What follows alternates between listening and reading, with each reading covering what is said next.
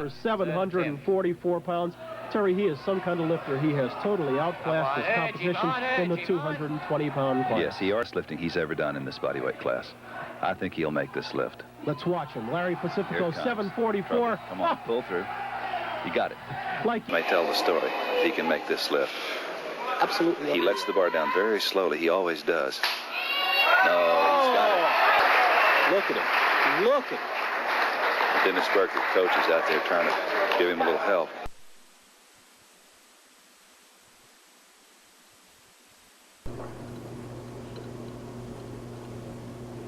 Are we going back on soon?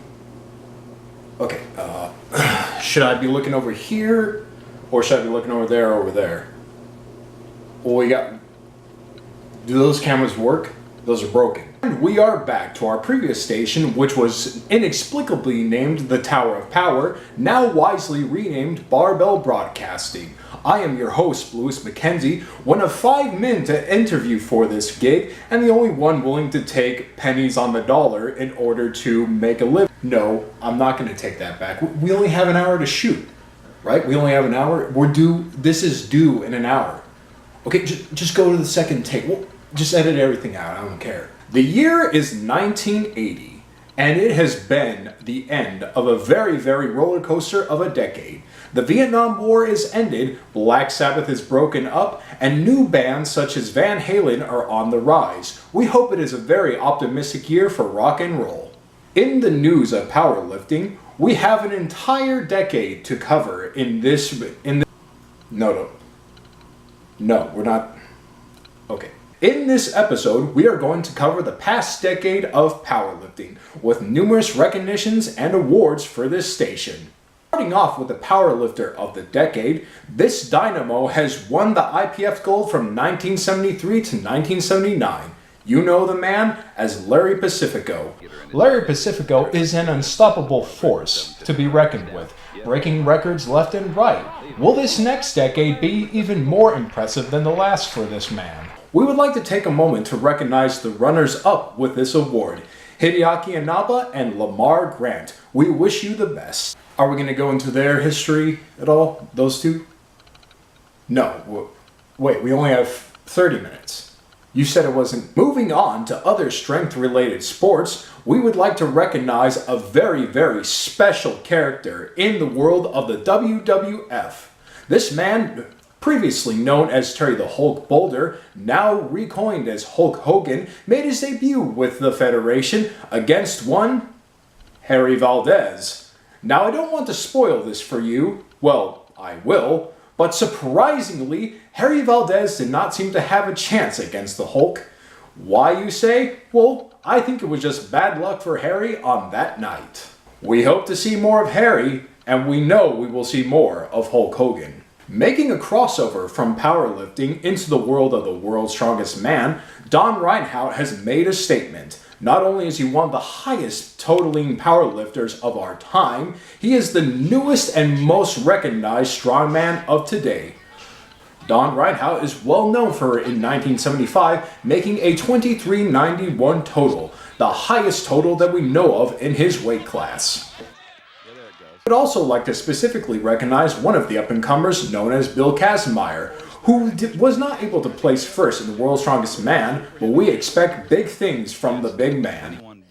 Bill Kazmaier won the 1978 AAU Nationals in the 125 kilogram division, and in 1979 placed first in the IPF Championships in the 110 kilogram division. We very much look forward to these two titans battling it out at the 1980 World's Strongest Man. Who wants to take bets? I think Kazmaier is going to do this.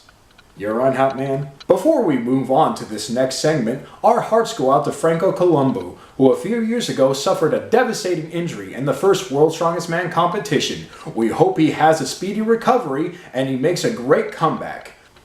Moving on to a possible comeback of the decade, or the start of the 1980s decade, there seems to be rumors going around that one Mr. Arnold Schwarzenegger might be planning to come back to the not powerlifting, to the bodybuilding stage. Mr. Arnold Schwarzenegger is a 6-time Mr. Olympia and one of the most well-known competitors. Now we know that he is currently busy with his film Conan the Barbarian, but people are noticing that Arnold is becoming more and more in shape as he goes along. Will he be coming back? My money says yes. Alright then, can we at least do something about the lights, because they are really, really hot. No? Okay then. We will close out this segment with our final award of the night, the powerlifting meet of the decade, which will go out to Mr. Doug Young. In 1977, Mr. Doug Young experienced a powerlifting meet that will live in infamy. He ended up breaking his rib during a 700+ pound squat and somehow was able to complete the meet. Doug Young ended up totaling 1956 in this meet with a 700 pound squat, 545 bench, and a 710 pound deadlift. It is noted that Mr. Young ended up passing out during his bench press attempts and had to be carried off after his deadlift, but the man is a champion at heart and was able to pull out the victory and made a special point to his good friend Larry Pacifico that he was indeed going to win no matter the cost. Terrific loss of weight.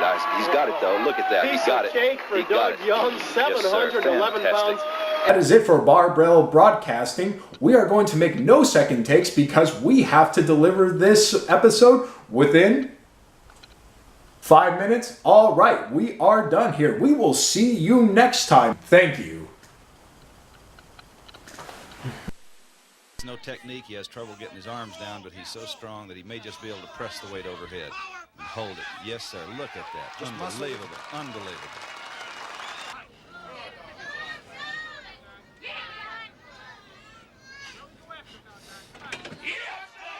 Starting to go. I think he's got. Yep.